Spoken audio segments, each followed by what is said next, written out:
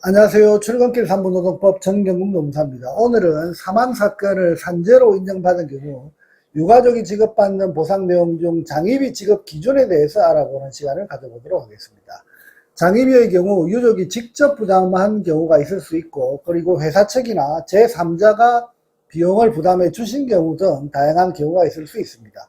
이처럼 장의비 지급을 누가 했는가에 따라서 지급되는 그 방식이 다소 차이가 있고 상한 금액에서도 차이가 있어서 오늘은 유형별 지급 기준에 대해서 자세히 알아보는 시간을 가져보도록 하겠습니다. 첫째, 유가족이 직접 장례비를 지출한 경우를 살펴보면 산재로 사망한 경우 가장 대표적인 경우가 유가족이 직접 장례비를 지출한 경우입니다.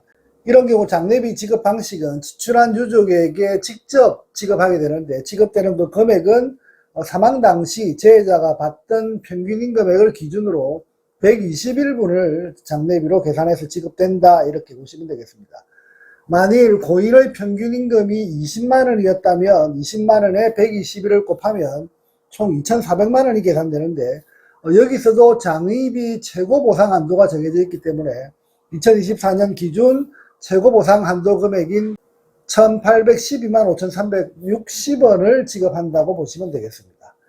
따라서 만일 고인의 평균인 금액이 10만원이라면 10만원에 121분을 곱하면 1200만원이 되는데, 이 경우 장의비 최저보상액이 또 정해져 있기 때문에 2024년 기준으로 최저보상 한도 금액은 1305만 3080원이기 때문에 이 금액보다 적은 금액으로 계산된 경우 최저보상 금액인 1305만 3080원을 지급받는다라고 보시면 되겠습니다. 결국 장의비의 경우에는 최소한 1305만 3080원을 받고 최대치 1812만 5360원을 지급받는다, 이렇게 계산하시면 되겠습니다.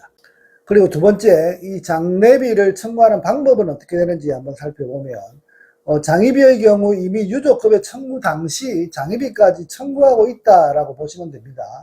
다만 근로복지공단에서 실무적으로 장례비를 지급하기 전에 장제 실행 확인서라고 하는 그 서류를 작성하도록 하고 있습니다.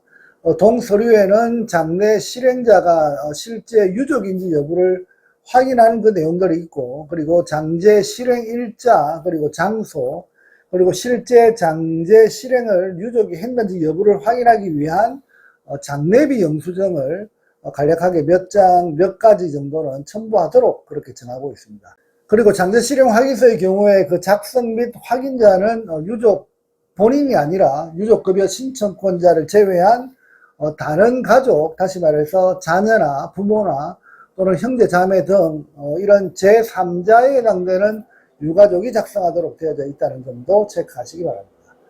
그리고 세 번째, 장례비를 유족이 아닌 친인척이나 회사 측에서 장례비를 지출한 경우 어떻게 지급받을 것인가를 살펴보면, 산재 사망 사건에서 장례비 지출을 여러 가지 사유로 인해서 친인척이나 회사 측에서 장례비를 지출하는 경우도 많습니다. 이런 경우 친인척이나 회사 측에게도 최고보상한도 또는 최저보상한도 금액을 적용하는가라고 생각할 수 있습니다.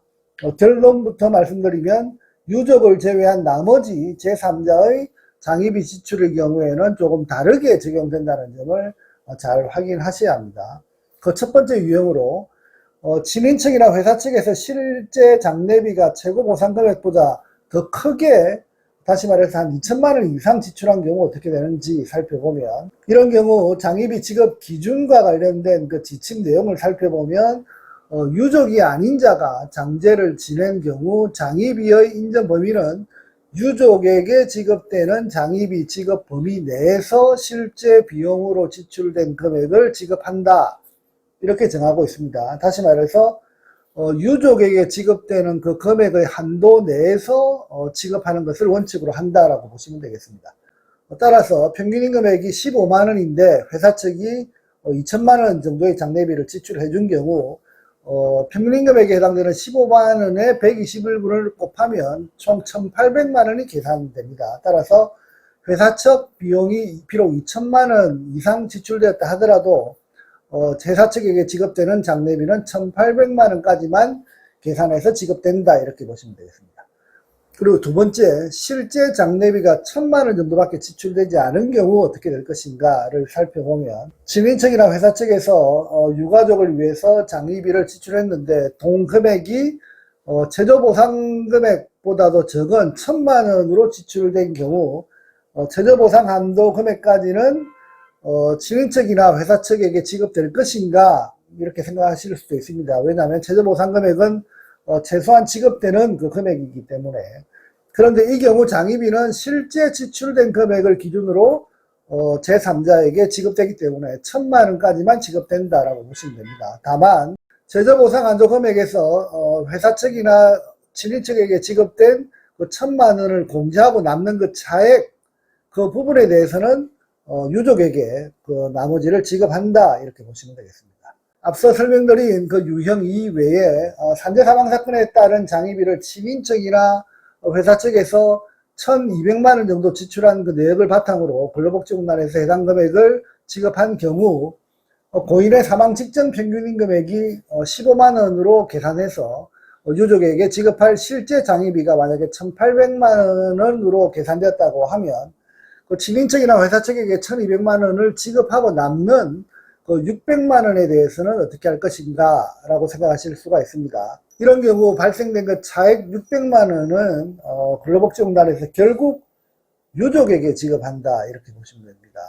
회사 측이나 친인척과 같은 제3자가 지출한 그 장의비를 받아가게 되는 경우에는 근로복지공단은 정확한 지출 영수증을 요구하고 있습니다. 왜냐하면 친인척이나 회사 측의 경우 제3자에 해당하는 분들이기 때문에 장의비 지급의 경우 그 취지가 실비 보전적 성격이기 때문에 정확한 증빙 서류를 제출해서 확인한 후에 지급하도록 하고 있다는 점을 잘 체크하시기 바랍니다. 이상으로 산재 사망으로 인한 유가족 또는 친인척과 회사 측과 같은 제3자 측에서 지출한 장의비를 지급할 경우 어떻게 지급하는지 그 기준에 대해서 간략히 살펴보는 시간을 가져봤습니다. 아무쪼록 뇌출혈, 뇌경색, 심근경색과 같은 과로사와 같은 사망사건이 갑작스럽게 발생한 경우 이와 같은 산재보상을 받기 위해서는 무엇보다도 산재사건을 전문으로 수행하는 산재전문노무사와의 상담을 반드시 해보시고, 그리고 사건의 쟁점과 공격 방어 포인트를 정확히 판단하신 후 좋은 결과를 만들어내시길 바라면서 오늘의 주제 설명을 마치도록 하겠습니다. 감사합니다.